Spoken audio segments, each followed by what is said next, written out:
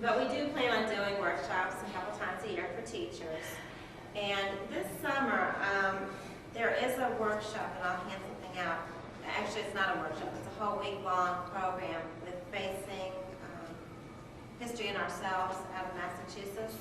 They now have a group up in Cleveland that's doing it, and it doesn't cost anything to go. If you want to get your CEUs, all you have to do is pay for the CEUs, and I think they're $275 per CEU, and it should be worth $3. And it's all about the Holocaust, and it's June 25th to the 29th. And other than that, I do want to quickly tell you that we do have applications for the summer fellowship that goes to Poland and Israel. It's 3 weeks long. David, you can probably tell us more about it since you were on it. But we do select one person that then goes to the national level, and then on the national level they select, I think, over 40 teachers from around the country. And so far, everyone we've selected has been able to go. It's all expense paid from New York, Poland, Israel, and back. It's a fabulous trip. You really are intertwined with all the other teachers that are well-grounded in the Holocaust, and you're led by people like Mead and other scholars. Her husband Ben Mead's there. It's not only to Poland, and you not only see the killing fields as they are, but there's a real rich grounding connection between Eastern Europe and Israel. And it's a phenomenal experience, and I highly recommend that to anybody who'd like to apply. It really is one of the major enhancements of my study of the Holocaust. And that's open to secondary teachers, so I say junior high on up, as opposed to elementary school teachers. So that's what you consider. So I'm going to turn it over to Bea. Bea Stadler came down from Cleveland. We've been calling back and forth trying to find out if the weather was going to be okay for her. And she did make it, just with a little bit of bad roads, and we'll see what she has to say. There is a curriculum, I thought I had mentioned to you, Sandy, in the Second Jewish Catalog. Oh, yeah. I thought maybe Sandy would Xerox it for you, but if you have a chance, it's quite a detailed curriculum, and you might want to use it or look at it at least on teaching the Holocaust. And in the back are some posters. I have a young friend who was a student of mine who claims that because of me she went into this business of I'm not sure if she has a law degree or not, but I suspect that she does, and she works for a law firm, and they're involved in the Swiss bank accounts as well as the slave labor suits against different companies. So you might want to look at those posters. They're very interesting. Okay, and I have some papers here too that maybe later you want to look at. According to the dictionary, a Holocaust is a complete destruction by fire. Today we relate this word to the destruction of European Jewry by fire, their property, synagogues, and holy books. Teaching the subject of the Holocaust to children is not an easy assignment for a teacher. And before discussing how, let us dwell for a moment on why. One of our Jewish sages says, "Forgetfulness leads to exile, while remembrance is the secret of redemption." Zachor, remember, is a very important biblical admonition. Eva Fleischner, a Christian theologian, says, "The Holocaust happened many years ago, but if we relegate it to the past, we are dooming the future." There are other reasons to teach this important and difficult subject.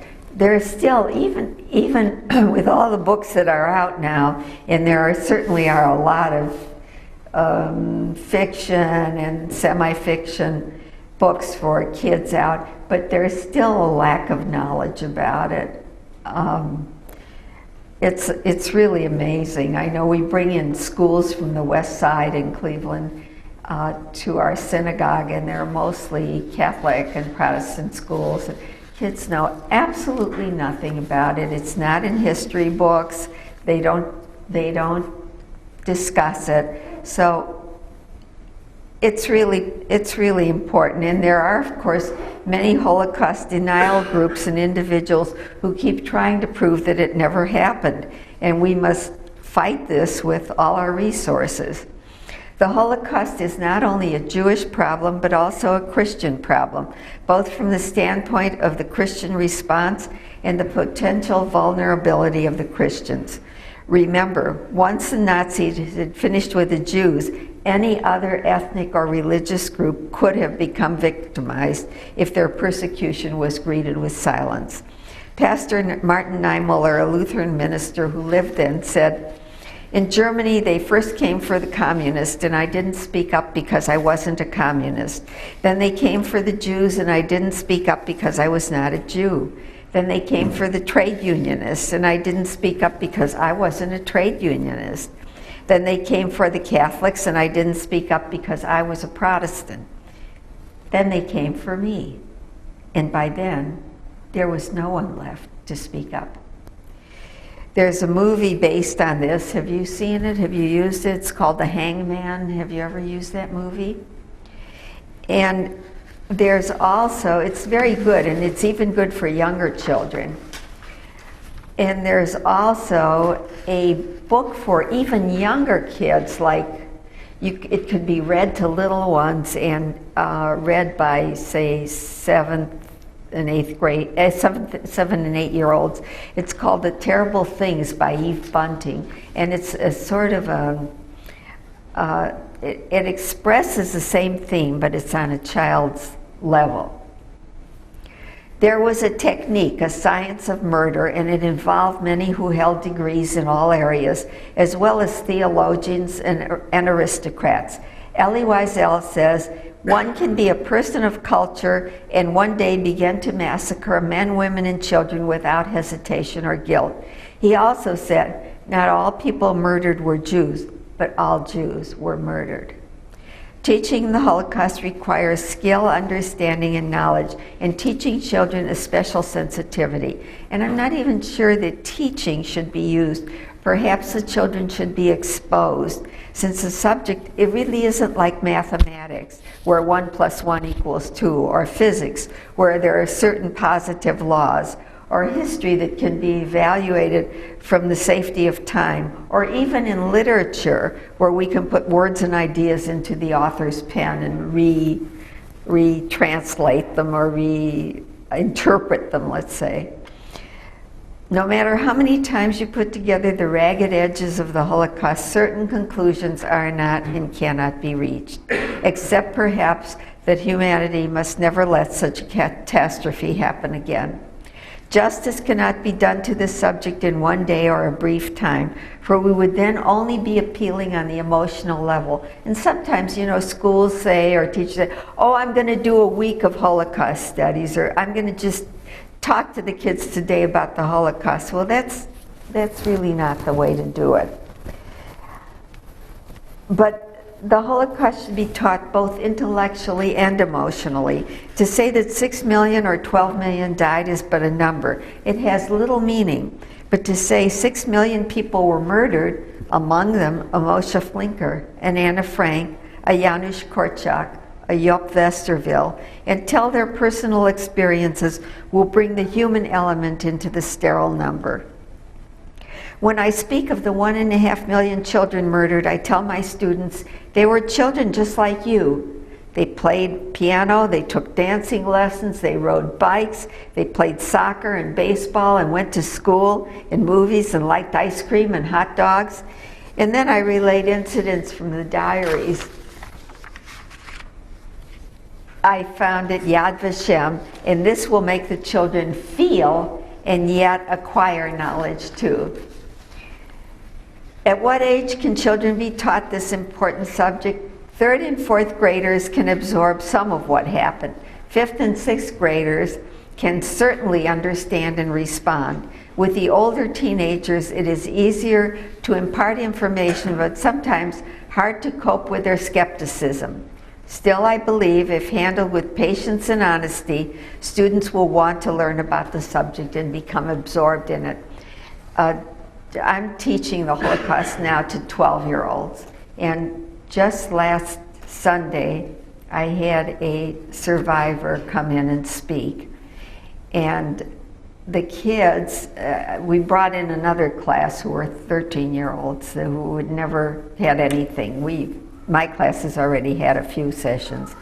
But these kids sat absolutely spellbound while this survivor talked not only about his own experiences, but brought in a little bit of historical background. And they really are fascinated. These kids were so wild. I taught a class in Judaism and the environment last semester, and they were really, really wild.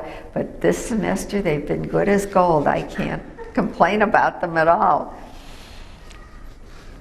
The Holocaust can be taught at any kind of school in more or less the same way. Jewish day schools, Jewish afternoon and Sunday schools, Catholic schools, public or private schools. The state of Ohio has a curriculum, I'm sure you know about it, that is available. The subject is of universal concern, and there is little difference in teaching Jewish or non-Jewish children. The guidelines and objectives will cross all these lines, and these objectives ought to be knowledge, emotion, action, and values. Knowledge of the period and the pre-Holocaust period in Europe, including some information about various pre-war Jewish communities in Europe. If you have enough time, you should begin before 1933. Many Christian theologians say the Holocaust is a result of 2,000 years of Christian teaching and anti-Semitism. Perhaps this should be explored. If time is limited, start briefly with 1933, Hitler's life, then the Nuremberg Laws, Kristallnacht, attack on Poland in 1939, etc. A glossary of related words should be supplied to students. The Nuremberg Laws, by the way, become an excellent discussion vehicle on the enslavement of people by an attrition of their civil liberties. Even how some of these things can happen around us and we are not aware of them. We have to emphasize when injustice and dictatorship takes over a country, it's not only a special persecuted minority who may suffer, it's the entire country. Just as the civil liberties of the Jews were taken away by the Nuremberg Laws in 1935, so too the Germans really lost their civil liberties as well. The daughter of Thomas Mann tells about how a German child was trained. The German child is a Nazi child, attends a Nazi school, belongs to a Nazi youth group, sees only Nazi films. His whole life belongs to the state. The book, School for Barbarians by Erika Mann, lists some of the things a Nazi child must know. The leader is always right. Never violate discipline. Surrender completely to the cause. An Aryan child has to say Heil Hitler at least 50 times a day. Be on guard. Mother must watch what fathers say. Father must watch what he says in front of the children. Children have to be careful in front of siblings and parents. Each one of these individuals could report the other to the SS, even though they are family. Is that the kind of family life you would like to have? The subject can be introduced in various educational areas. Social studies, history, literature, and drama. Knowledge is essential. You can create an emotional climate, but if a child has no knowledge, it will be a one-shot deal and soon forgotten. Children that I exposed to the Holocaust felt it was about history today, not like Joseph in BC. These were fifth graders that I taught. That was the original class, and that's where my book grew out of. When I was teaching these fifth graders who knew absolutely nothing about the Holocaust, as children do today too. They were 10 years old. One reason for this was that I did bring survivors into the classroom, and the children realized that these people were no older than their parents or grandparents, and in some cases, they were their grandparents and parents. If in the course of teaching you're asked something for which you do not know the answer, tell them, I don't know. Don't try to fool your way through. You can assign the questioner the task of ferreting out the answer. Tell him, why don't you go and look this up and then give us the answer next week. Or you can promise to find it out and bring it to the next session, but don't try to bluster your way through. To teach facts, you have to know facts, and this is acquired by reading and studying, and there is no shortcut. But there are resources, oral, visual, and written, today more than ever in public libraries, and they have material, and you certainly can you can even get videos there, I'm sure you know that. Emotion is the second objective, empathy for survivor and victim. And you know what? There's nothing really wrong with a child crying. Parents, teachers, and principals are always afraid of children crying. It's great, though, if a child can be aroused to cry for his fellow human beings. And if you zero in on the individual victim, children will understand and react. No need for the complete horror stories here either. One teacher calls this teaching on the, quote, I level, capital I. From a combination of knowledge and emotional impact, we hope the children will take action, not only now, but when they get older, on crucial issues that may threaten them or their neighbor or the freedom of their land. These kinds of issues appear in the paper every day. Iranian Jews, hate groups, Ku Klux Klan, Nazis still living in many countries in comfort and peace, mind enslavement cults, Swiss bank accounts, slave labor. It's all relevant to the Holocaust and to your children, but a differentiation must be made between the Holocaust itself and incidents which can be related to the Holocaust. I just got this in the mail, and this is one of the things I'm talking about. Hate on the internet is growing, and I think we have to be aware of it, and I think we have to somehow, I don't know how, because I'm not a computer person, but try to stop it if we can.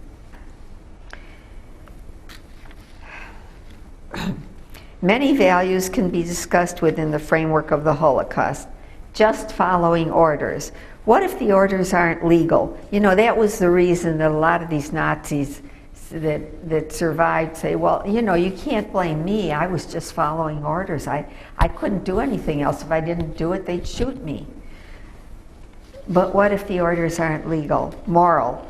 Selling drugs, selling pornography, voting for someone because it's to your advantage rather than the candidate is a good person and will be good for the community, the city, or the state, or the country. Buying goods you know were stolen. Lawyers defending known criminals with all their skills. These are things I don't understand. The attrition of civil liberties, prayer in the public school, fundamentalist teachings, book censorship. What are the rights of the media, the ACLU, and when do they surpass those rights? Free speech, right to protest. Some buses in Boston in the last couple of years had anti-Holocaust messages that the Holocaust never happened and things like that. And the ACLU said it was okay, they can remain. And if the Jewish community wishes to respond, they can do so. And these were on the side of buses that went through the whole city. And I don't think that's right of this ACLU.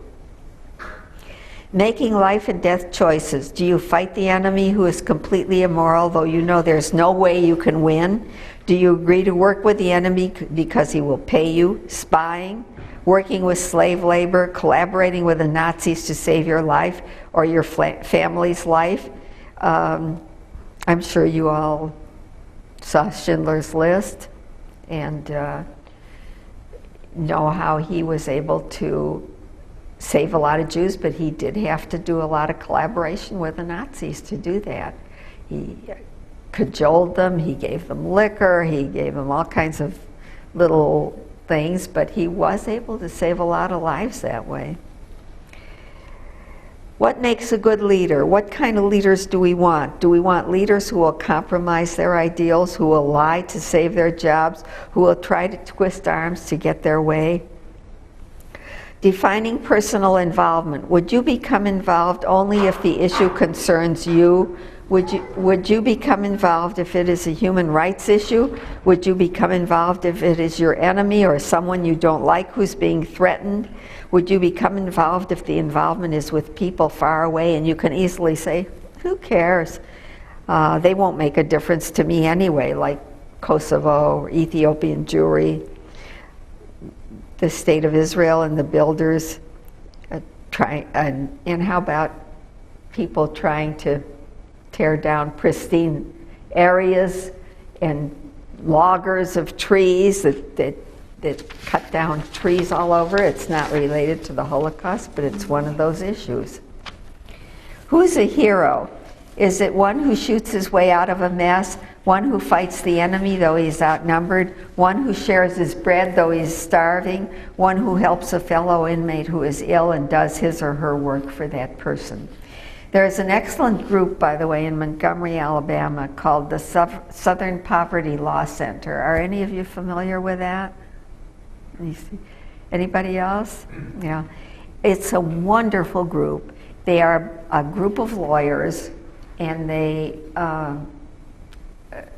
bring these the Holocaust revisionists and the cult groups and the hate groups, they bring them to trial. They don't do any violence at all, but they do it legally, and they are able to break them so financially that they can't operate anymore.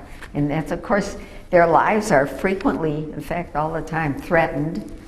And if you ever want to make a donation to somebody, it's a great group to make the donation to.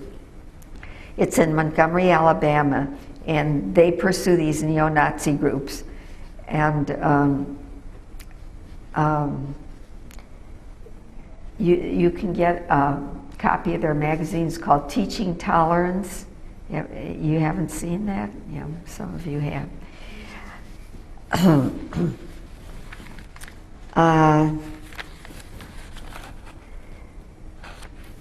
I might add another objective. Have the kids bring in articles, cartoon stories, and remarks on TV that are insightful and frightening. Stereotypes, propaganda, or lies. Jerry Falwell, in his book America Can Be Saved, says, "I hope to live to see the day when we won't have any public schools. The churches will have taken them over and Christians will be running them." The moral majority. Neither moral nor, thank God, a majority. Skinheads and their growing violence should be addressed in the Aryan nations, Farrakhan, David Duke, and Holocaust revisionists.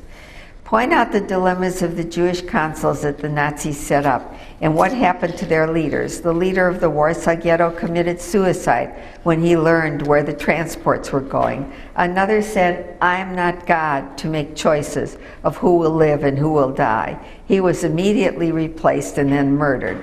Rumkowski of the Lodz Ghetto tried to put as many Jews as possible to work in factories making Nazi uniforms and fur coats. The survivors from Lodz who I've spoken with are divided in their opinion of him. Some say he was a hero, and some say he was the devil. The rabbinic leader Israel Zoli of the Rome community hid in the Vatican and later converted to Catholicism. And Leo Baeck, the honored head of the Jewish community of Germany, kept silent, although he knew where the transports were going. He said he was trying to spare the victims the knowledge of their going to their death, but perhaps if he had told them, more of them would have tried to hide or escape. Was he right or was he wrong? There are so many crucial issues. Another crucial area is how a modern state with supposedly civilized people governing it can in a relatively short time become a murderous totalitarian dictatorship. It must be shown to the children how step by step, sometimes in order to have work, food, and a comfortable home, you will give up your freedom without realizing it. How sometimes your leaders may suggest a course of action which will alleviate a temporary problem but can later cause much more serious problems. The Wave, have you seen The Wave? The Wave is a great movie to show to kids, and it brings home this point. The Wave is a movie about a true incident that happened in California, I think it was Sacramento, about a teacher who was asked some of these questions, and he decided to show them personally how you can be taken over, but he got a little bit too involved in it, and they had to stop him because the kids really became Nazis. So it's about a 20-minute movie. If you have a chance, get it and show it to your kids. Whenever possible, I suggest that the use of fiction be avoided when reading material is assigned. When children read fiction, they're apt to believe the whole thing is made up. I was just telling somebody about the title of my book, which is The Holocaust, A History of Courage and Resistance. I had 2 fights with the publisher when the book was about to be published. And one of them was that I wanted photographs of these people in the book, and he wanted sketches. The other one was he wanted to call it the Holocaust Stories or Tales of Courage and Resistance. I said, no way. I said, I won't let you publish it that way. And he said, well, so what do you want? So I said, well, let's call it a history. At least people know that history is facts. It's not something that's made up. Stories and tales are made up. So try to avoid, even at the Holocaust Museum, Daniel's story, is a made-up story, although it may be a sort of a combination of a number of children's stories, but it is a made-up story, and I'm sort of very ambivalent about that. How can you describe the size of the Warsaw Ghetto to children? It was 840 acres, and that sounds like a large area, but I took the trouble one day to locate an area of 840 acres in my neighborhood, which is, after all, only 1 1/3 miles square. You can learn how many people live in this area and explain that in the ghetto, the Nazis forced 500,000 people into an area that now houses 10,000 people.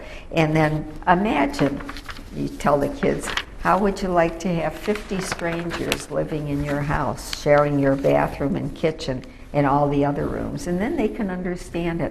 And the area that I chose was, I don't know how many of you know Cleveland, but between Cedar Road and Mayfield and Taylor and Lee. That was 840 acres, and there were less than 10,000 people living there. The concepts of no washing facilities for body or clothing, no heating facilities, and hunger are hard to explain.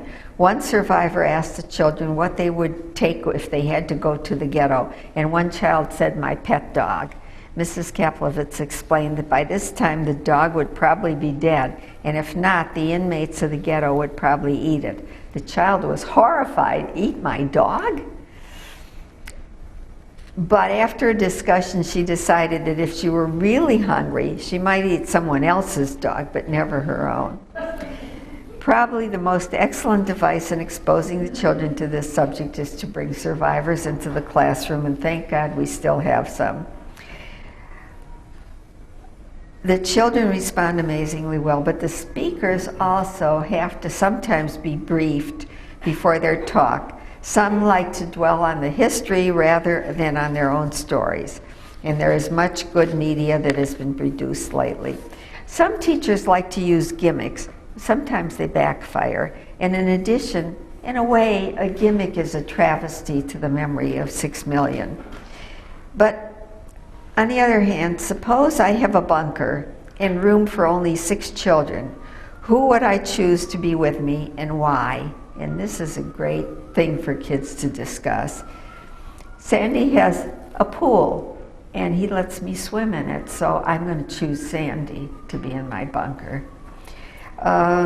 Somebody else's father has a car and picks him up and takes him to Hebrew school, so I'm going to choose him. You know, the reasons are so personal, and you have to discuss that. Is this really what you want? Do you really think that Sandy and Joe will contribute to helping others, or is it just because it's for your own sake?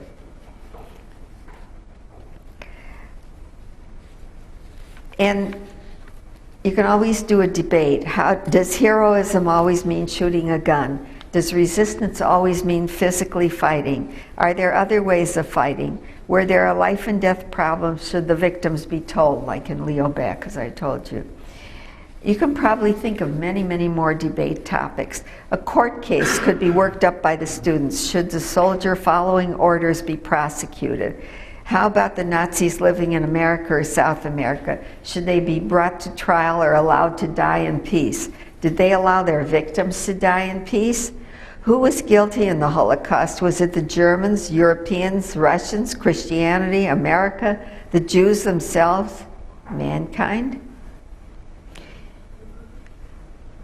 Somebody was accusing God of the Holocaust, and the answer that somebody else in the room came up with was the Holocaust was not a dilemma of God, but a dilemma of man.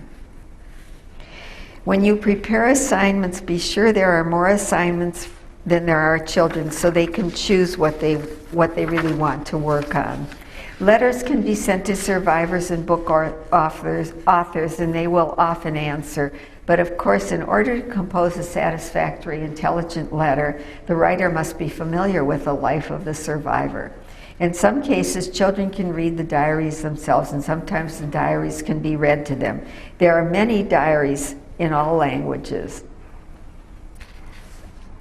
The class should end with a creative expression from the children. A moving and effective way that I found to introduce the creative period is to have the children sit quietly at their desks or on the floor, supply them with paper, paints, or other media, pull the blinds at least partially, turn off the lights, and light a yahrzeit candle, reminding them of the meaning. You know, all know a yahrzeit candle is the candles that we light for remembering someone who has died. The written and artistic works can be put together on a kind of a scroll, a Megillat Shoah, a Megillah, a scroll of the Shoah. A service could be composed by students. Programs may be written. Once, the only prop I used for a program was a block of styrofoam, which I had spray painted black and into which I pushed 6 white tapers, which were lighted by the children as they read their script. And some children may want to create a dance, a drama, or a pantomime. And as long as they are serious, their contribution should be accepted. And the most difficult teaching area will be the theological why, and I talked about that. Tragarian was actually the one who said the Holocaust was not a dilemma of God, but a dilemma of man. The Holocaust proved not that God was dead, but that man's humanity to man was dead. Man is given the freedom to choose. The Germans chose to exercise unbridled evil. Religious communities chose to exercise silence. The world chose to exercise indifference, including the United States. There are a number of books on this subject, and perhaps you would want to bring in a rabbi or a minister who is knowledgeable about the Holocaust and have them speak to the children.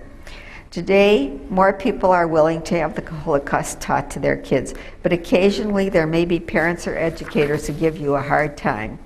Explain why it's important and go ahead. When I taught my first class, there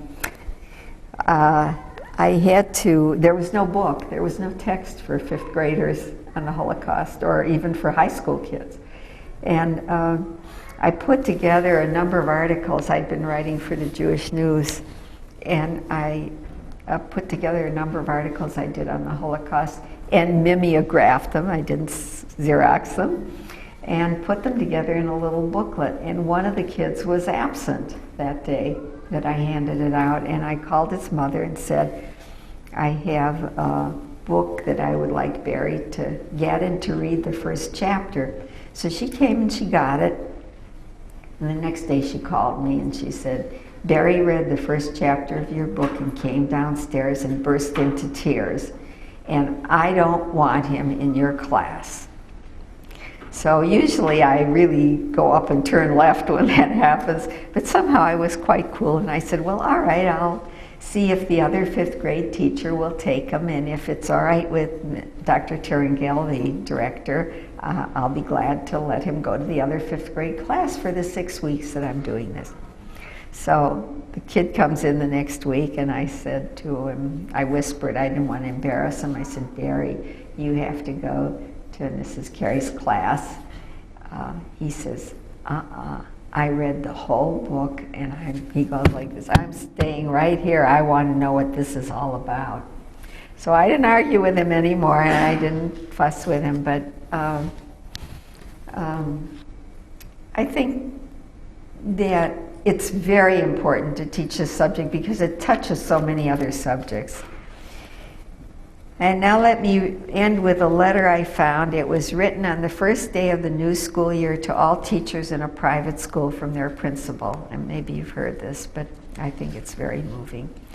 Dear teacher, I am a survivor of a concentration camp. My eyes saw what no man should witness: gas chambers built by learned engineers, children poisoned by educated physicians, infants killed by trained nurses, women and babies shot and burned by high school and college graduates. So I am suspicious of education. My request is, help your students become human. Your efforts must never produce learned monsters, skilled psychopaths, educated Eichmanns. Reading, writing, and arithmetic are important only if they serve to make our children more humane. And by teaching the children in your class with care, with diligence, with compassion and sensitivity for the subject and the victims, and with knowledge, you can make your children more aware of what goes on around them and more humane. Now, Dr. Stadler and I have a slide lecture we'd like to show you, the Holocaust on stamps. And it's very interesting because you see which countries have issued stamps commemorating the Holocaust.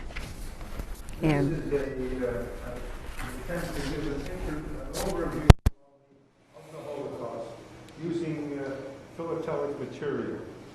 In this, to illustrate much of what Bea has said already and many more things.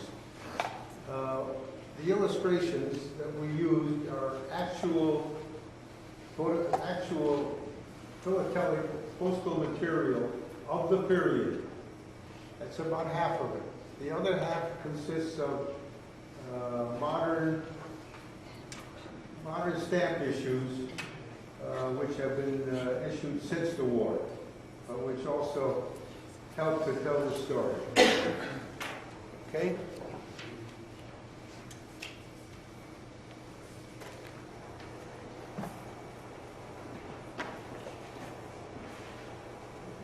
a Holocaust. Do you want to turn down the lights?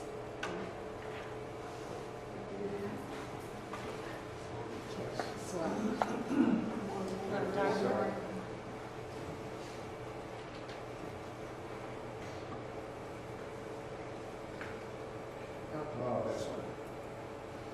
a Holocaust is described in Webster's dictionary as a complete destruction by fire.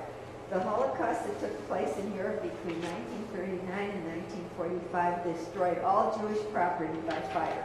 Synagogues, homes, businesses, books, and later. Scholars date the official beginning of the Holocaust to the German invasion of Poland in 1939, but actually it began as early as 1933 when the Nazi Party was voted into power and eliminated all individual and civil liberties of the population.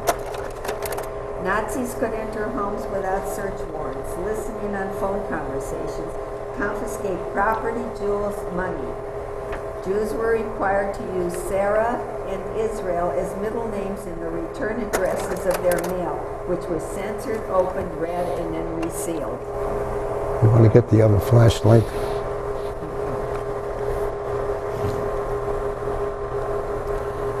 These are the return address. You see them here, the return addresses on these envelopes. In 1935, Hitler arranged for the passing of the Nuremberg Laws, which took away the citizenships of Jews who had been born in Germany and turned them into, quote, subjects. Jews were not allowed to hold public office or civil service jobs. They were not permitted to teach, be farmers, or act in the theater. They could not practice medicine or law except for Jews. This is a note from a Jewish doctor, and if you look at the upper left-hand corner, you will see he's written in his middle name, Israel, Below his signature on both sides in very pale ink is the notation that he is allowed to practice medicine only for Jews. On November 7, 1938, a young Polish Jew, Herschel Greenspan, who had left Germany where he had lived and gone to Paris, half crazed from the letters he received from his distraught parents, shot and killed Ernst von Rath, the third secretary at the German embassy in Paris. In retaliation, on the night of November 9th, 10th, 1938, the synagogues in all of Germany and Austria were burned. They went up in flames as though with a single match. Jewish homes, schools, and places of business were burned or destroyed. The broken window glass of the Jewish stores gave the night its name, Kristallnacht, the night of the broken glass. Adolf Hitler, the German dictator who was to conquer country after country in Europe, shouted it was a spontaneous act, but records were later discovered showing it was a well-planned, well-executed action down to the tiniest detail. And by the way, I have some of those records on my desk. I'll show them to you afterwards. My lawyer friend got them for me. In November 1939, Jews were forced to wear the yellow star with the word Jude, or Jew, in its center. This was a throwback to the year 717, when Muslims introduced the practice for all non-Muslims to wear a distinctive badge or mark. Later in the year 1215, a Christian church ordinance required all Jews to wear a badge. In addition to synagogues and home furnishings, Jewish books were gathered together, dumped in the street, and burned. And when books burn, remember, people come next. Anti-Nazi propaganda appeared everywhere, in newspapers, on flyers, storefronts, and even postcards. This was a label, which could be a gum label, which could be placed on mail or newspaper paste, anything that you wanted to. It translates to anyone who buys or does business with a Jew is a traitor to his people. This is a virulently anti-Semitic, anti-Jewish postcard which was sold at an exhibition that traversed all of Germany and Austria in 1938 and 39. It was called Der ewige Jude, the eternal Jew, using the typical stereotypes of the Jewish face, the interest in money, communism, and the whip to keep people under control. School children were taken to this exhibition by the busload to be indoctrinated in Jew hatred. Adolf Hitler was a pipsqueak, a nothing, a big zero, not even a born German. He talked about the typical Aryan, the pure German, as tall, blonde, blue-eyed, and fair-skinned. He himself was small, black-haired, black-eyed, sallow-skinned, and with a small black mustache. How could the Germans follow this man who spoke one thing, but was himself exactly the opposite? He was a poor student, a failure in art school, a pauper who received help from Jews in Vienna where he lived in his early years. He was a jailbird who wrote a book in jail called Mein Kampf, My Struggle, in which he tells exactly what he was going to do with the Jews when he takes power. This is a rather interesting envelope. Despite the Jew hatred that was promulgated by Hitler and his henchmen, there's a town in Austria called Judenburg, or Jews Mountain. No, not Burg, Judenburg, which means Jews Town. They never, in all the war years, changed the name of the town, and wonder of even greater wonders, they allowed the stamps with Hitler's picture on them to be canceled with the name of this town. In those days, he was laughed at, but later Mein Kampf became a required textbook in the schools of the countries under his control. The Hitler Jugend League of German Workers' Youth was founded in 1923 at Weimar, Germany. and declared to be the only official youth organization of the National Socialist Party, which in time became better known as the Nazi Party. Youth was to be led only by youth, never by the middle-aged or elderly. And within 15 years of its organization, there were 7 million members in this Hitler Jungvolk, young people.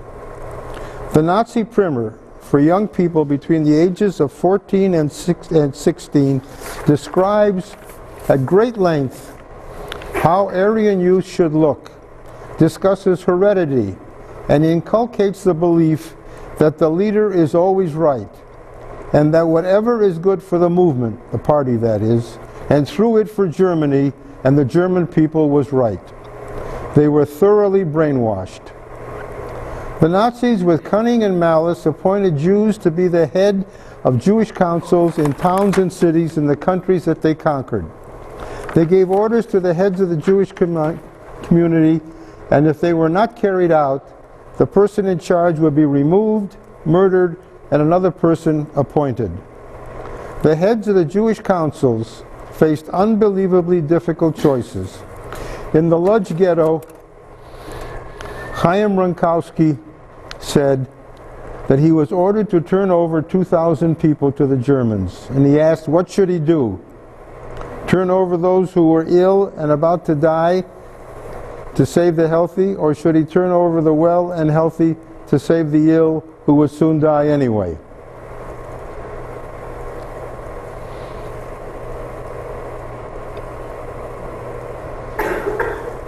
The leader of the Warsaw Ghetto, committed suicide rather than be forced to make choices. A leader of a smaller community refused to hand over children, sick, and aged people to the Nazis. I am no master of human life, he told them. In the Vilna Ghetto, the head of the Judenrat, the Jewish council, said, I must select the people. If I refuse, I will be shot. If I am shot, the Nazis will make the selection, and they will select the rabbis, the scholars, and the poets. Shall I stay or have myself shot? Rabbi Leo Beck, head of the entire German Jewish community, whose headquarters were in Berlin, knew that when the Jews of Germany were shipped east for, quote, resettlement, they were really going to their deaths. Should he tell them or should he not? He felt that if they did not know, perhaps some might not be put to death, and so they would have been spared that knowledge. On the other hand, other critics say, perhaps some might have tried to escape had they known what their fate was to be. In the Theresienstadt ghetto where Rabbi Beck was later sent, he was put to work pulling the garbage wagon, but he continued to discuss literature and philosophy with a man hitched next to him on the wagon. This stamp is another example of German black humor. A very lovely bucolic scene of a little stream, trees, and a mountain. This stamp was required to be placed on all packages that were being sent into Theresienstadt. The inmates had to request the stamp. The stamp was then issued to a person on the outside who could then send a package with the limited number of items possible. The Germans at Theresienstadt would then remove the stamp from the package so that it could not be used again.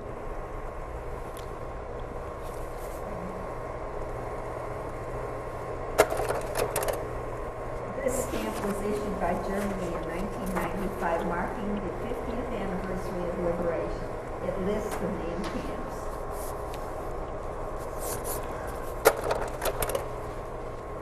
Dachau concentration camp was opened in 1933. It was the very first of the Nazi concentration camps located in Germany near Munich. It was originally established for political prisoners, but after Kristallnacht, Jews were also sent there. Toward the end of the war, it became a death camp, and it was finally liberated in April 1945 by the American 42nd Division. This is a special commemorative postmark connected with that liberation. We have here a map of Europe showing the different types of camps. Those that were set up solely for the murder of Jews and others, of course, such as Treblinka, Chelmno, Majdanek, Sobibor, and Auschwitz, where 4 million people were murdered between 1941 and 1945, are shown here in black. There are many stamps to memorialize the camps. Treblinka was located about 62 miles from Warsaw, Poland, and was divided into two camps. Treblinka 1, a forced labor camp where Jews died from hunger, overwork in the nearby gravel pit, from brutal beatings and cruel harassment. Others perished by execution or were transferred to Treblinka 2, which was a death camp. Conditions and brutality in this camp were unspeakable, and as with other camps, the gas chamber victims were handed out of the cattle cars, forced to undress, beaten on their way to their deaths, while a dog owned by one of the Nazis would take chunks of flesh from the victims. And yet, starving, dehumanized, and ignored by the world, these gathered incredible courage to resist. Revolts occurred in many camps, including Sobibor. These uprisings called for unequal heroism. About 50 of the brave young men involved in the uprising in Treblinka survived. After the revolt, buildings at Treblinka were burned down by the Germans and the camp ceased to exist. Mauthausen concentration camp was in Austria and was established in April of 1938. Inmates there worked in a granite quarry. Most died by overwork or starvation. This is typical of the envelopes that were made available to inmates of the camps. On the left side were all the regulations concerning receiving and sending of mail. They came in different colors, different sizes, but basically were the same. And I think looking at this, I've got a suspicion this is a counterfeit cover. No, I say that because I'm just publishing an article in our Society Journal about the fact that many of these covers were forged. This one makes me suspicious because of two things that the man wrote in his article. One, it's addressed to a Jew. Secondly, it's been opened and censored and resealed with a tape, and that kind of resealing of censored mail was used only by the Wehrmacht, by the German army, not by the SS. I'll have to look at this a little more closely. The camp commander gave his son 50 Jews, this is Mauthausen, for target practice as a birthday present. The camp had its own gas chambers after 1942, and here again we have a commemorative memorial postmark. Ravensbrück concentration camp for women was located in what was East Germany. Overwork and starvation caused the death of thousands of women, and although the commandants of the camp were men, the SS staff was mostly women who excelled in cruel treatment of the inmates. In 1944, a gas chamber was built in the camp. Of the 132,000 women who were imprisoned there, 92,000 were murdered. Majdanek was established in July 1941 just outside of Lublin, Poland. In 1942 and 43, 130,000 Jews were sent to Majdanek. About 60% of them, women, children, the sick and the elderly, were either shot or gassed immediately upon their arrival. Until the spring of 1942, prisoners were usually shot in the nearby forest. But after that date, gas chambers were set up in the camp. When Jews in the death camp of Sobibor, which we just spoke of, revolted, the Germans retaliated by massacring 42,000 Jews. 42,000 Jews in Majdanek. The camp was liberated by the advancing Russian army in 1944. And at that time, only a few hundred people of various nationalities remained alive in the camp. Sachsenhausen concentration camp was opened in 1936. It was located at Oranienburg, which was near Berlin. The first Jewish prisoners arrived there in 1938 after Kristallnacht in November of that year. As many as 10,000 Jews were imprisoned there. Then, in October 1942, all Jewish prisoners in Sachsenhausen were transferred to the death camp of Auschwitz. Buchenwald, built in Germany, opened in 1937. The first inmates were professional criminals. They were soon followed by political prisoners. It became a forced labor camp for war production. Due to starvation and unhygienic conditions, as well as medical experimentation, thousands died there. This is another form. This was a letter sheet that was given to the prisoners sometimes. An underground movement developed during the last weeks of the war, and when American troops arrived in April 1945, this group was in control of the camp. Concentration camp opened August 8, 1944 as a sub-camp of Buchenwald. It was a series of caves dug into the Harz Mountains for the production of V-1 and V-2 rockets. It was renamed Mittelbau-Dora, and all camps of this group, opened later, were named with a Mittelbau prefix. Many Jews worked and died in these camps. Auschwitz was the largest and most notorious of the German concentration camps and was located in Poland. In 1941, a second camp was established called Birkenau. At first, Birkenau had only Russian prisoners of war who died because of the conditions or were killed. And by the way, there was not one instance of revolt among those Russian soldiers who had been used to carrying guns and fighting, not like the Jews.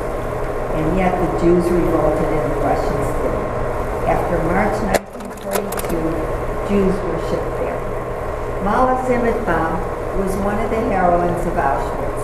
She escaped but was soon captured and brought to the center of the camp to be executed as an example to the other prisoners.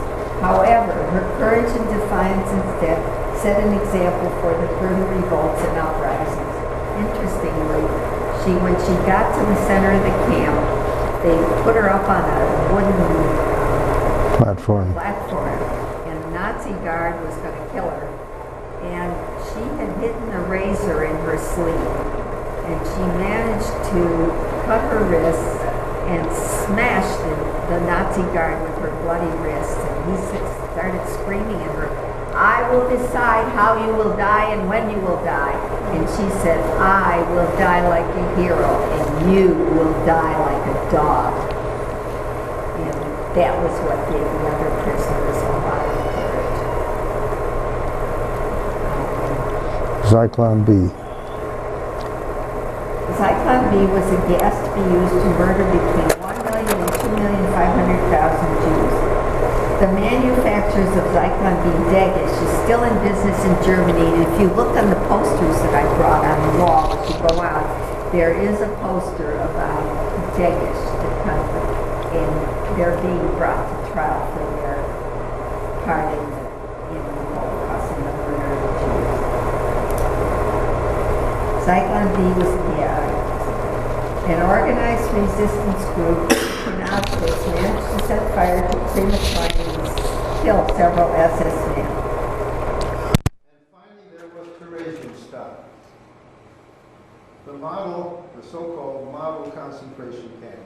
It was located in Czechoslovakia and had originally been a fortress town enclosed by a wall. When the Red Cross officials had to be taken through a camp, they were taken to Theresienstadt. This sign you saw once before, Arbeit macht frei, again German black humor. Work will set you free, but the only freedom out of these camps was up the chimney of the crematorium. The Red Cross officials were taken to Theresienstadt, which had false painted storefronts and a pretend store where the Nazis told the Red Cross officials that the prisoners could buy food. You have to wonder if these officials really cared to know what else was going on or cared to look behind the stores. Many artists were shipped to Theresienstadt, and then from there most of them were shipped to Auschwitz and murdered. This is a plain postcard which the inmates of Theresienstadt could use on their mail in the early years. It's interesting, we really should add into this the back side of it. It's a printed form which says, "Received your package, much thanks. Letter will follow." I have one like that. Then I have another one with a later date which says the same thing, except "letter will follow" has been crossed out. And the third card is the same thing, and "letter will follow" isn't even printed on the card.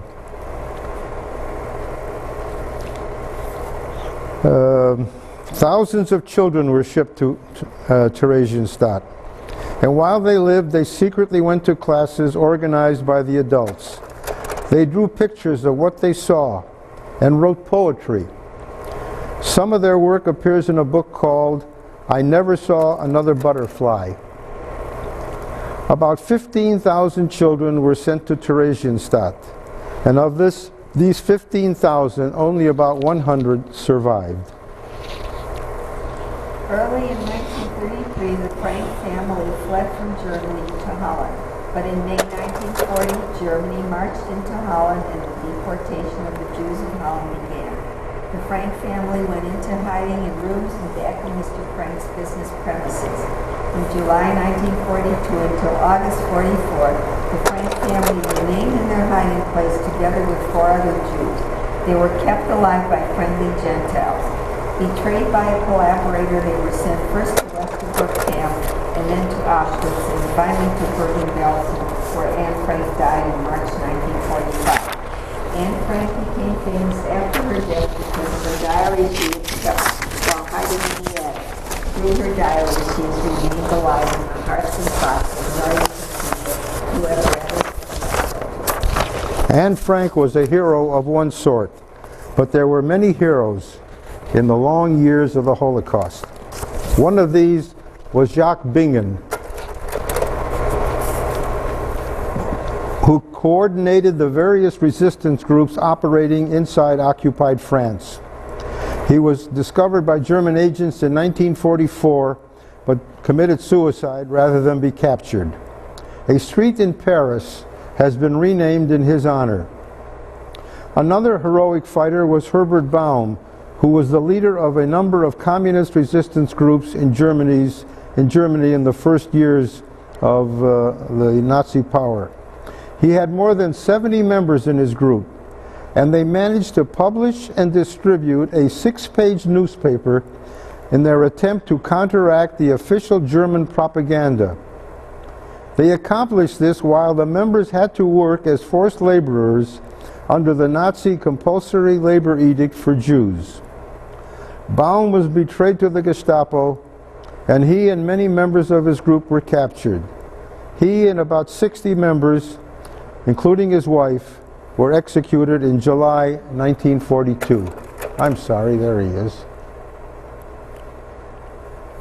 The Warsaw Ghetto Uprising was only one of the many acts of Jewish resistance during the Holocaust. There was resistance in camps, as we have heard, in the forests and in ghettos.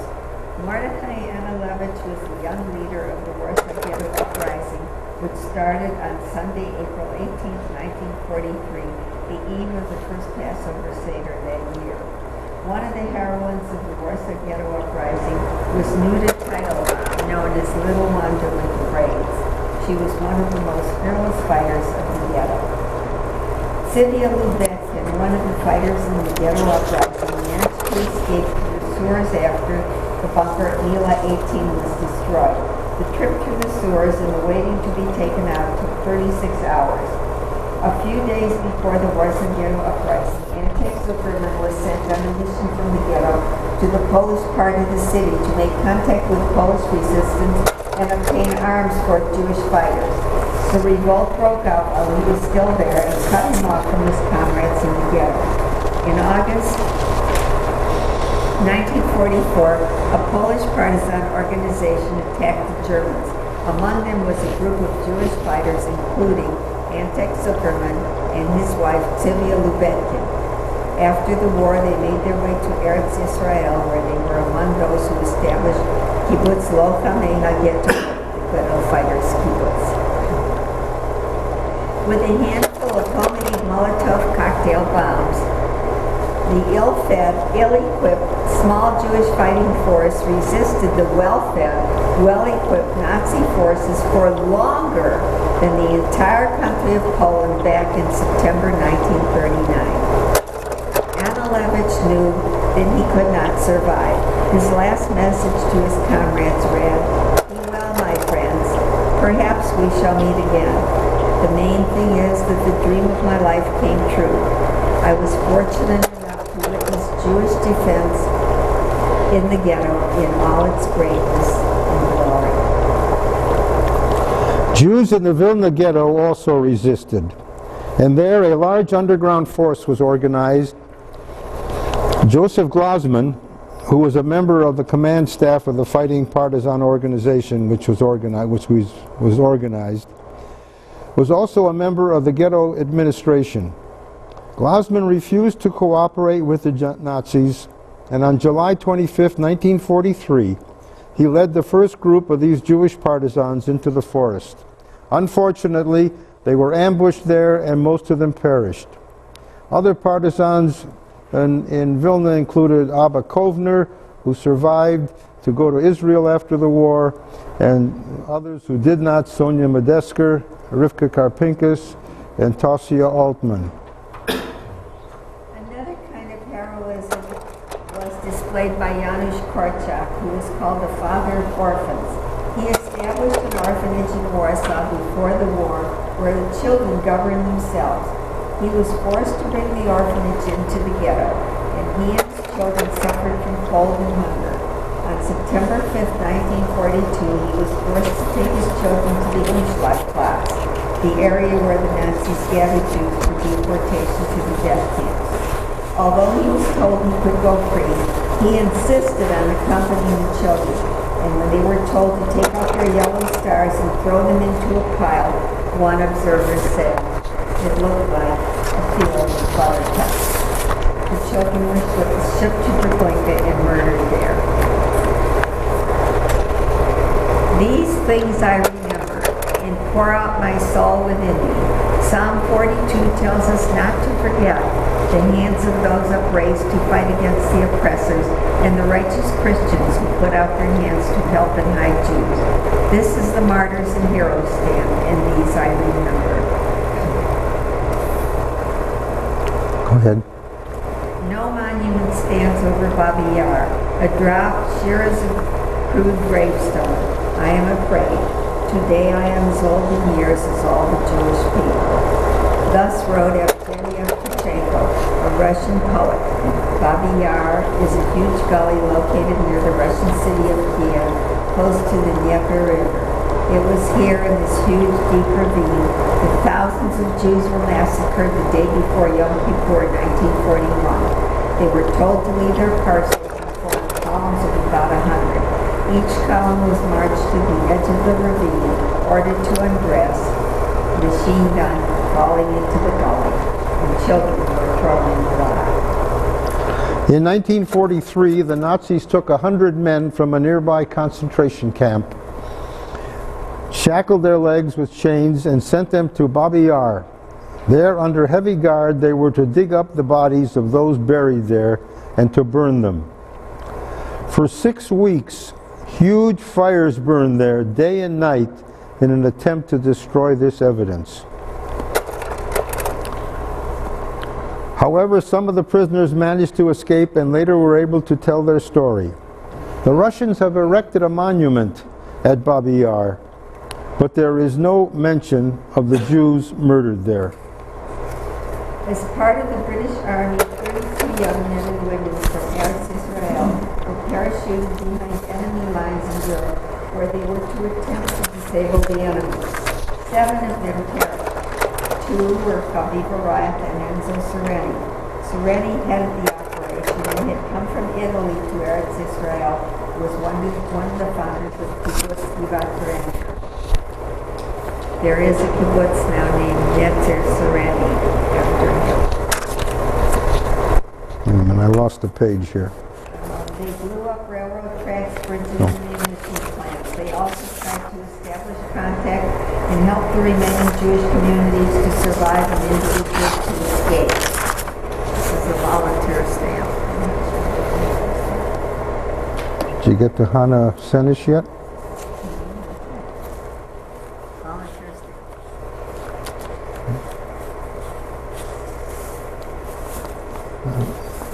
I dropped a bunch of them, so I have to... What page are you on, 8? Okay, I'm sorry. All right. Mm-hmm. All right, you finished Sereni and all of that. And Hannah? Volunteer stamp.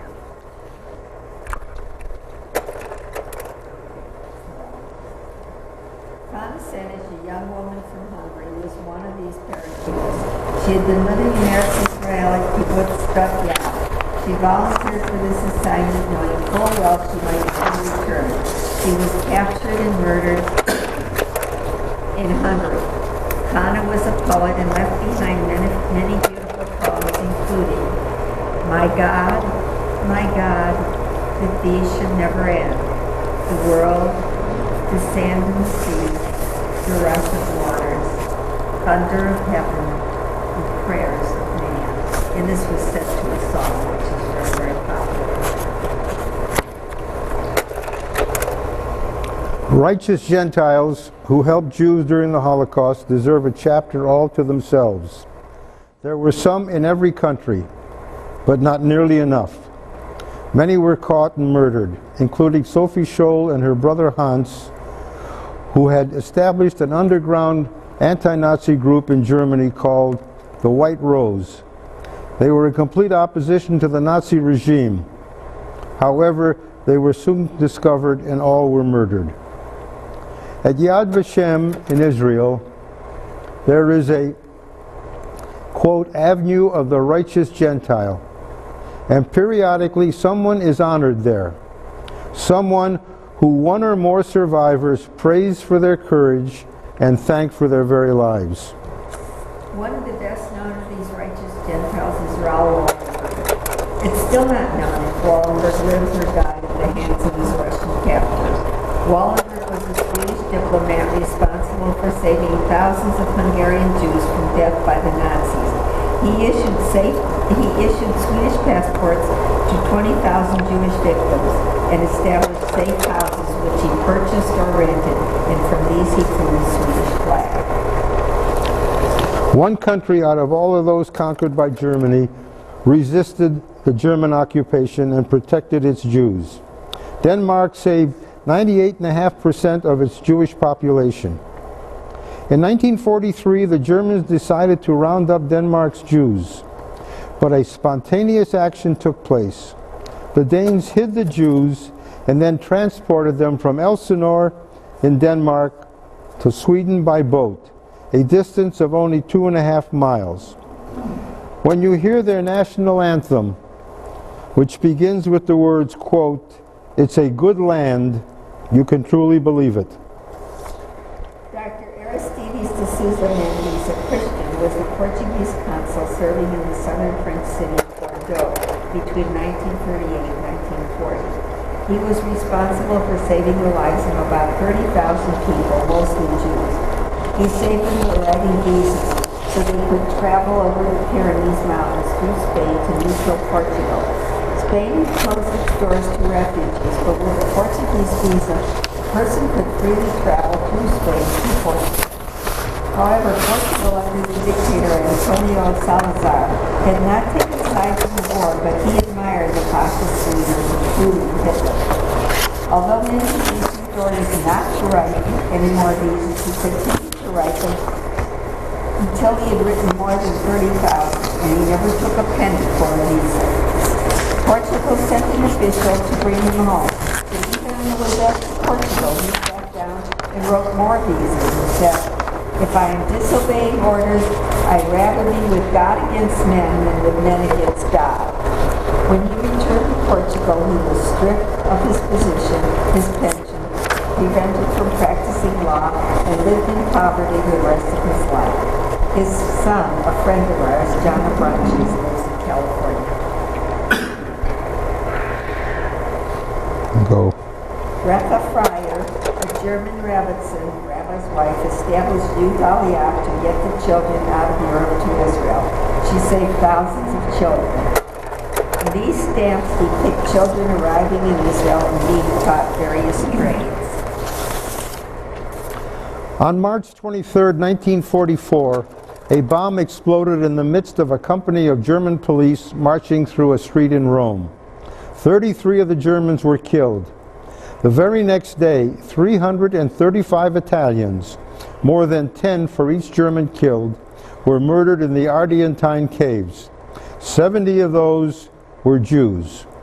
After the execution, the entrance to the caves was sealed and blown up.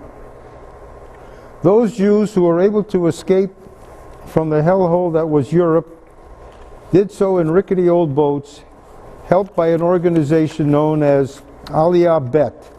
It was an underground group originating in Eretz Yisrael, Palestine, with agents all over the world. One of their problems was to find boats and the people to sail the boats. But an even greater problem, and more serious one, was the British, who had the mandate in Palestine at that time and were playing footsies with the Arabs. The British did not permit Jews to enter the land legally, except for a few hundred visas. So these illegal boats, if you want to call them that, tried to slip into the various beaches at night, unload their pathetic cargo, who were received by the Jews living in Palestine, and these survivors were immediately whisked to houses, fed, bathed, clothed, and hidden. They became, quote, members of the household. Aliyah Bet succeeded in saving thousands of lives from Hitler's furnaces, but not nearly enough. The 50th anniversary of liberation was commemorated by many countries. Canada issued this stamp with a yellow star, the striped uniform, and a passport with a J for Jew on it. The Canadian Post booklet says, and this is very surprising to me, even in Canada, during the 1930s, Jews faced persecution. They were not allowed on some beaches, and at least one town posted a sign saying Jews were not welcome there. They also added many Jews did try to leave Europe during this time but did not get very far, as many other countries, including Canada, were unwilling to receive them. Such was the mood of the world. They end their note saying one can only hope that today, 50 years after the end of the Holocaust, Canadians will remember the Holocaust and learn from its harsh lessons while mourning the millions of lives lost in its madness. Other countries commemorating the liberation on their postage stamps were Belgium, the Marshall Islands, Estonia, Hungary, Poland, and the United States.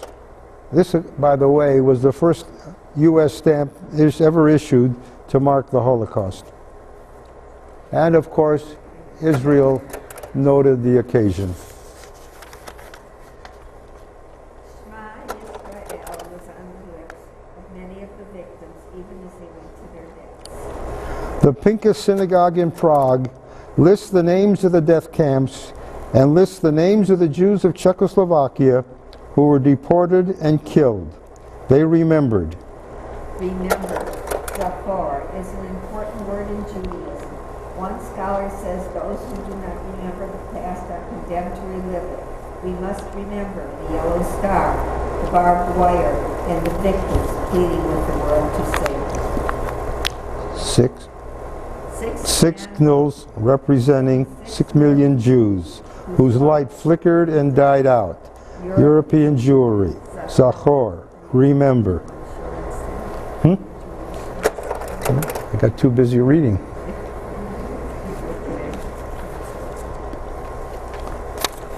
Okay, if we can have the lights.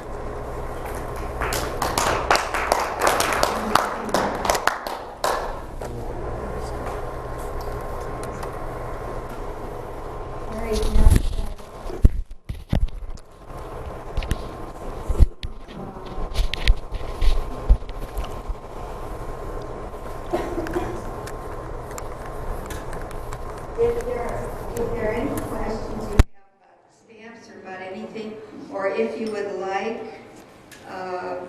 to make some comments about how you teach or some things that you do in your class, why I would really be very happy to have them. Anybody? Yes? I'm an art teacher, and I work with African American children. And I think that I could teach about, and I'm Jewish, and I think I could teach about this terrible thing and relate it to Black experience, slavery. I think that there's a relationship there that the children could understand.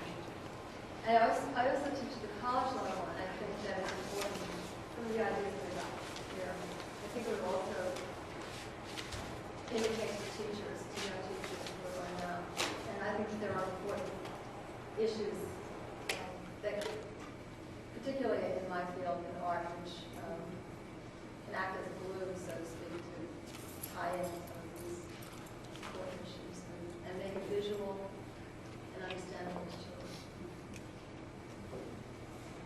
Anybody else? Yes. You said that there's really no difference in teaching to Jewish children and not Jewish children. Or Jewish children, all children go home feeling sad, and we go home feeling empathetic. Jewish children also go home feeling scared that it could happen to them. So how do you deal with that when you teach? Well, I think they have to know that it could happen. And, and that was one of the things that I was talking about, this hate on the internet. I think this is something that they do have to be aware of, and they do have to know that it exists, that anti-Semitism still exists in this world and in this country of ours. And perhaps you're right, perhaps the Jewish children are more frightened because they were the victims, or their people were the victims, and they think that they could be victims too. And I think the only way that we can deal with that is to tell them that when these things appear, they have to fight against them before they grow into something bigger. That's the way I feel about it. Yes, sir? Why do you suspect the Holocaust has been unsolved in history books? It's not mentioned that much. Why do you suspect that exists?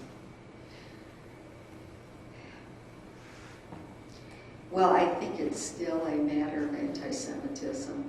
I haven't checked history books lately. Are you a history teacher? No. Anybody here? Yes. There's a text that I use, which I don't use. I mean, I use just as a supplement to what I teach. It's in a section of a chapter. A section meaning it's probably maybe 2 pages worth, maybe, and that's with pictures. Oh boy. So it's still. Well, there's just, I mean, hopefully teachers bring much more, like you suggest, into the classroom and don't just use the textbook, but ideally, that's the ideal. That doesn't happen, I'm pretty sure, in many cases. Yes. I've lately found that the studying of photographs is a very good classroom exercise, where you take specific photographs from certain events and use them. And I think it's really important when you're looking at Holocaust photographs that they are those specific places. Like I noticed here, like on the stamp where it said Bergen-Belsen, actually the stamp is from Buchenwald. And I think that the picture was from Buchenwald. And I think that when you do that, you have to have your information correct as far as what you're displaying to those individuals who are looking at it. Because they're also learning it. Maybe sometimes for the first time, maybe not so. But I think that to have the places and the people affiliated where the horrors actually took place is extremely important. And I also think that you can take sections of the units and break them down into really important aspects of the Holocaust, say like understanding different types of camps, the labor aspect of it, the transit camps, the extermination camps, and basically deconcentration camps. And also, through photography, you can also understand the preliminary overrunning of the camps to the east, like Mechanic and Auschwitz, and then the American experience when they overran the European camps, because we saw different photographs, and photographs become extremely important in displaying and teaching that.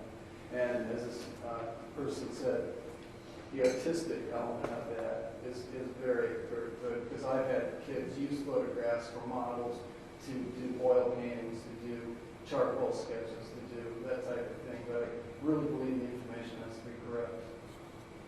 Definitely, it has to be correct. That was one of the things I stressed, that, to know the facts, you really have to work yourself. You have to do the reading, and you have to do the research, so that you don't get into the class and the kids say, well, how comes, or what happened here, or something like that. You go, I don't know. Well, probably this happened. Well, you can't do that.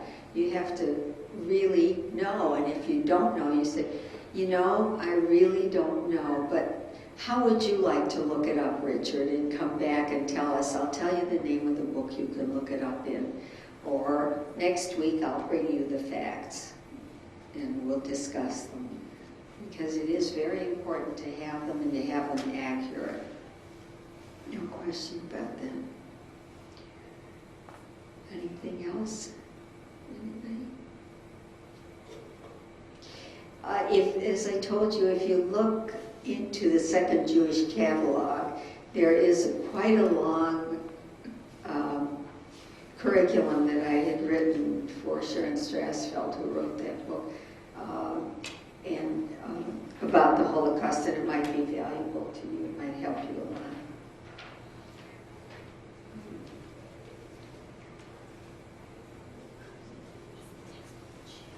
Yes? Maybe you don't know the answer to this, but I just... I'll tell you the truth if I don't. Say problem.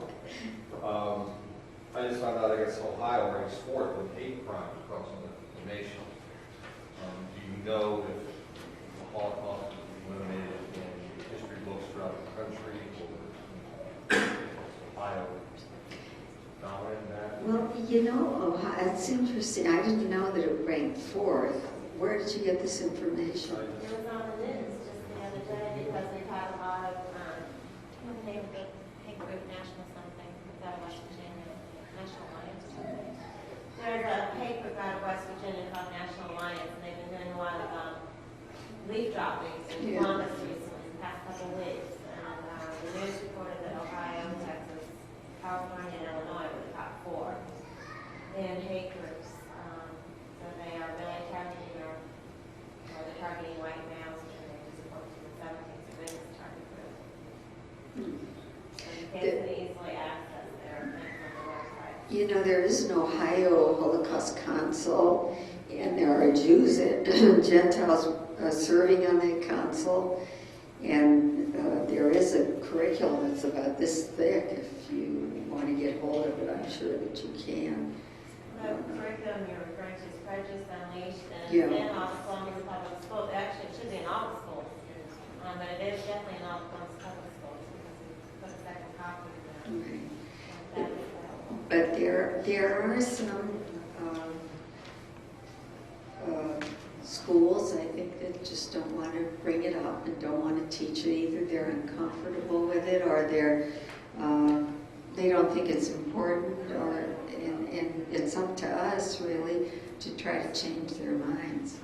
There are actually, believe it or not, a lot of Jewish day schools that don't teach it, and that upsets me very much. I've talked to a lot of directors about that. What's their reason? They don't have a reason, they just have too much to cover and they don't have time for it.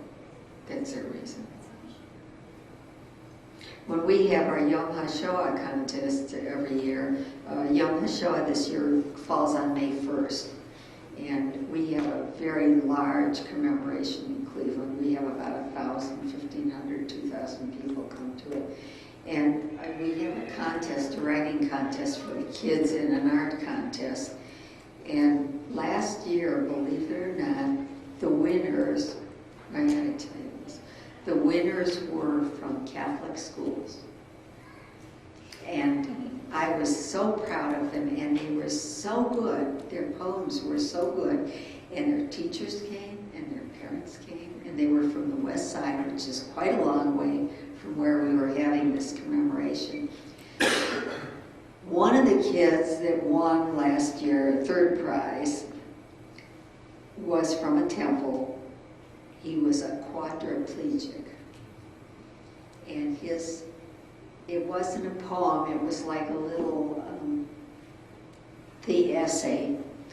And he wrote, I always thought that I was the worst, that I had it worse than anybody else, until I started to study the Holocaust.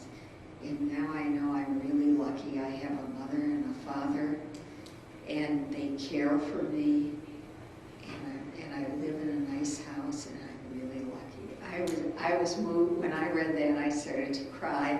I'm the chief judge of the poetry contest, and everybody that read it, all the other judges were crying about it. It was really beautiful. But anything else? I'd like you to share your ideas, really. Yes? Well, what you just said is exactly why I teach. I'm a special ed teacher for emotionally disturbed kids, and that's why I incorporate that. Let these kids know that they're kids a lot worse off than they are. A lot of kids I work with take on their shoulder, and life has really been unfair to them, and it gives them an excuse to have that rage and violence and act out. Be authority figures and all that. So that's exactly what I incorporate. Good, What good. that child's Very interesting. Yes? I teach American Jewish Experience at ninth graders at our religious school. And there's a documentary, a PBS documentary called like America and the Holocaust, something in difference. It's really good because it takes not only a historical look at America's level of knowledge throughout the Holocaust, but also follows a couple and their children's efforts to get them out of Germany, and the bureaucratic red tape that they just kept being bumping into until eventually they lost them. But I just think it's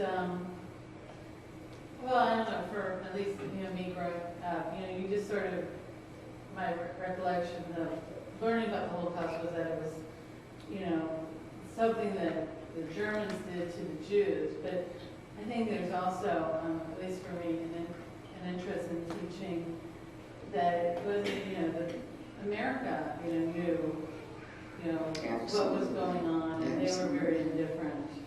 And, so I teach it, from that perspective. And then I also like to look at, those survivors in America, and try to.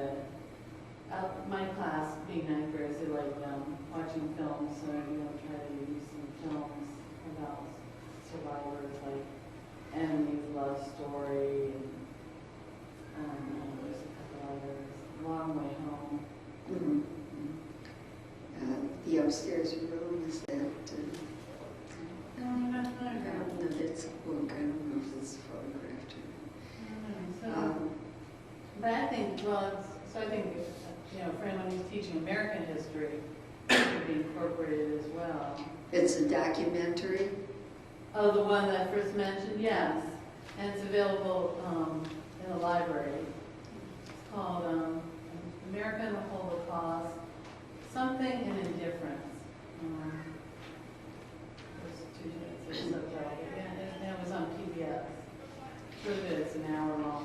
It was interesting. I always Franklin Roosevelt did so much for the country. He really did. But after the war, when I found out what he didn't do, I was just appalled. I couldn't believe it. I think Eleanor did try to do things, but she wasn't very successful in working against him. And his Secretary of State, of course, was a severe anti-Semite and hated Jews. And so even Henry Morgenthau couldn't do anything about it, in the Treasury. But I was just appalled when I found out what he didn't do, what Roosevelt didn't do. He heard all these things.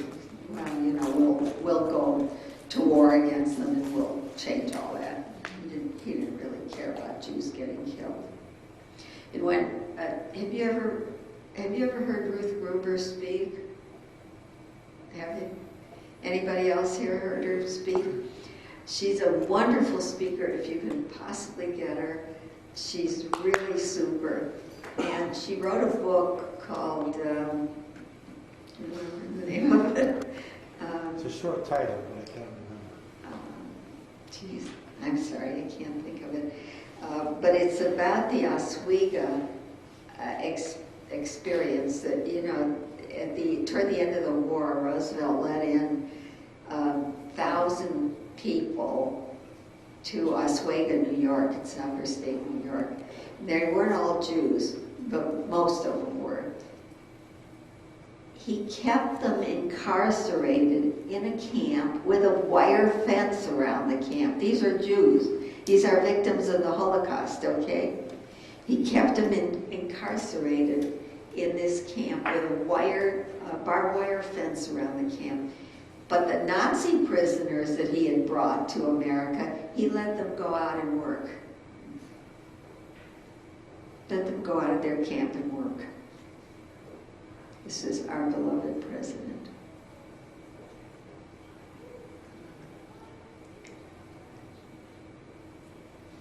No Haven for the Oppressed, that's the name of the book. That was on the elements of conflicts like Bosnia-Herzegovina, like killing fields of Cambodia.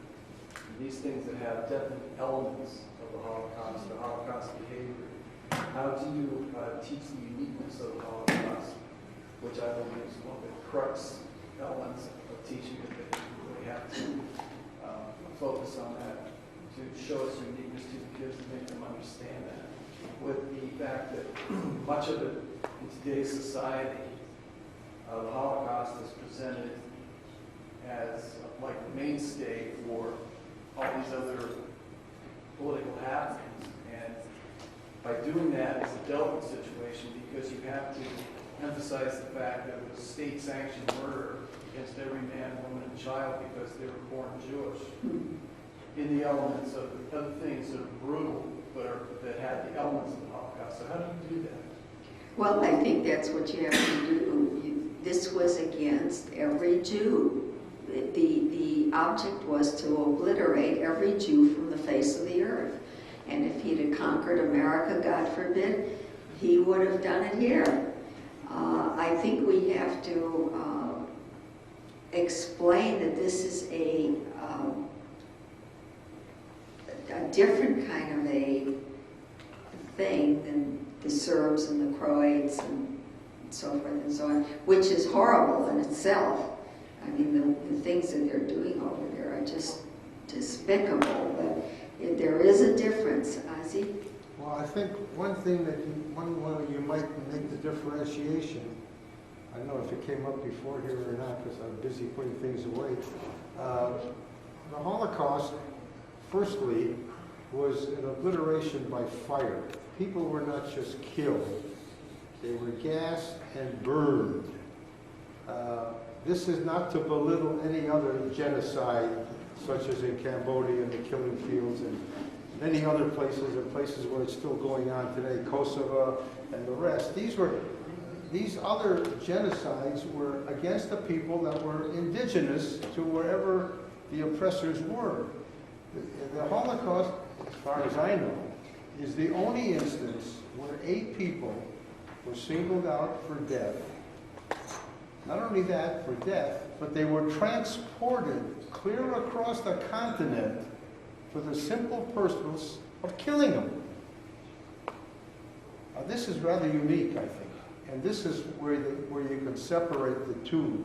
If you can really make a big separation, you can make some separation between genocide and the Holocaust.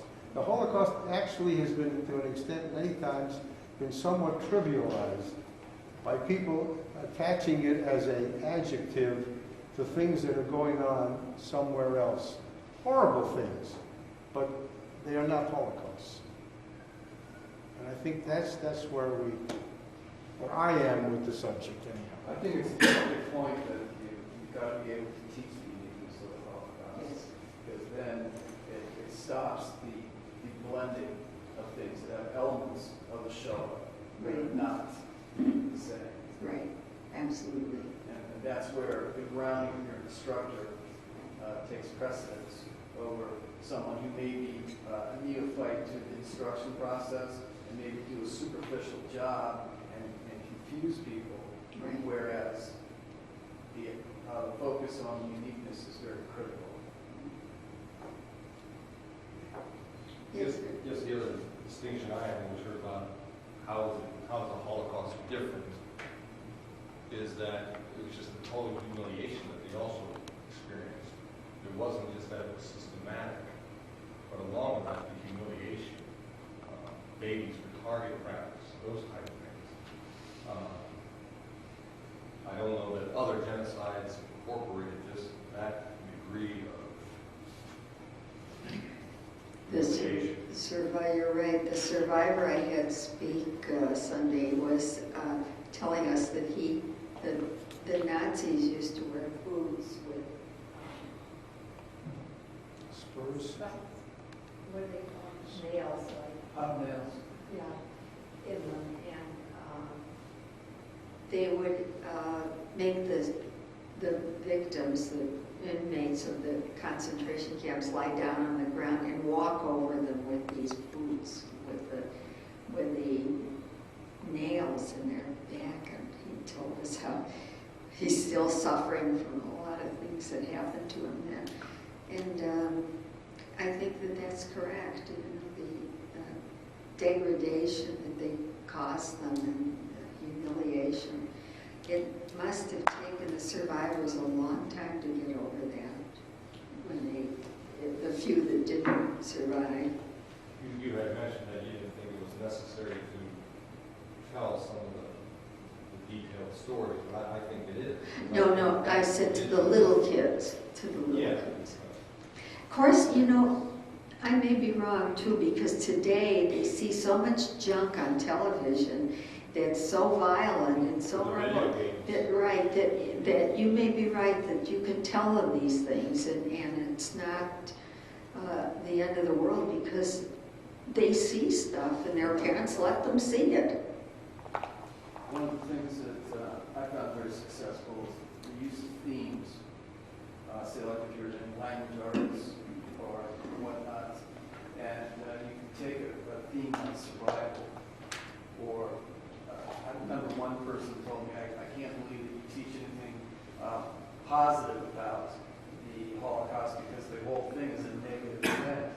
And I said, I really disagree with you there, because if you were 2 survivors out of 500 in a labor battalion, or say that you were one of the ones that found a loved one after the camps were liberated, these are unique and loving stories, and they plumb the emotional depths of people, and they're very valuable stories. I'm definitely against the statistical analysis of 6 million a year, 5 million a year. It doesn't do anyone any good to try to even fathom numbers like that.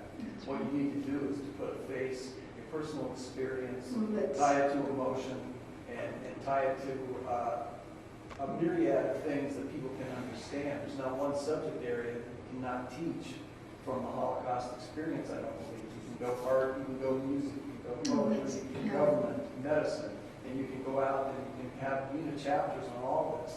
But it's hard to start at point A, point B, like said before, you should know early Jewish history and that type of thing.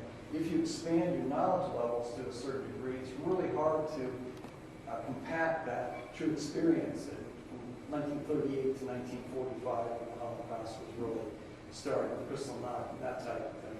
I just think that you can have a multitude of lesson plans, and I think you can teach everything. But you should know what life was like before the Holocaust in these, Yeah, I think that too. But various. we talk about units when you have 3 paragraphs covering the Holocaust in your history books. Yeah. How are you going to really do this? And then you say you might have community concern about how long we're spending on this one topic. I think here in Close and High, they tried to ban a diary section here in a local school, and they lost out when it finally came to court time because it was the Canal Winchester, where they tried to ban a book in the library having to do with diary entries of children during the Holocaust. There's a book about, it's a book about children and the Holocaust. Yeah, but it had to do with the diaries. And people were upset because there was talk about sex, talk about drug use and this type of thing, but they were missing the entire point. So you were, I think that you really have to be kind of particular about some of the things you teach. I don't think that you want to show young kids Night in Fog where the word Jews never even mentioned. It's a French film. And time after time you hear people using that as one of the base movies. I see a lot of teachers only teaching Diary of Anne Frank and only Elliot Sells Night. 2 great pieces of literature, but there's so much more that you can pull into it, go into different tangents, into different fields, and that type of thing. And I think that if you really sit down and think about it, you can come up with a curriculum that can reach a lot of different people, a lot of different styles, learning a lot of different, the special ed kids is a great example. It's interesting that I never used Anne Frank in any of in my book. You'll find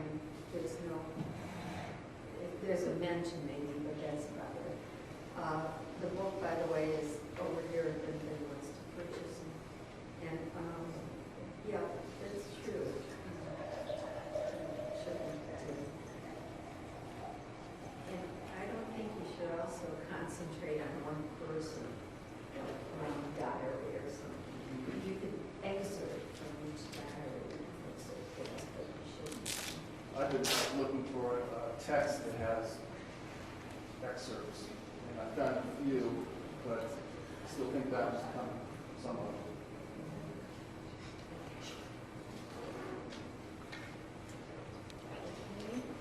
I want to thank you for coming and talking to us, and I hope that you got some ideas. I just noticed that one thing that we have a problem with is we don't know who's teaching the Holocaust in the schools and can't quite figure out how to find out.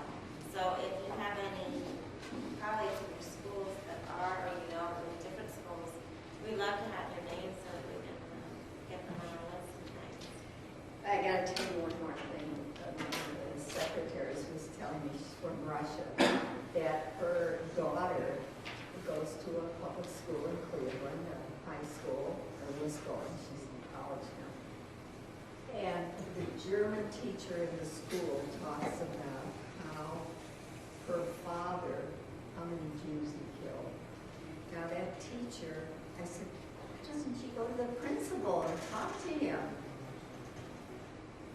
They're afraid that they'll fail if they go talk to the principal. I had another kid tell me something the other day, and I said to him, you've got to go and talk about it. You can't just let this go by you. You've got to go and talk about it. One of the other kids in the class was in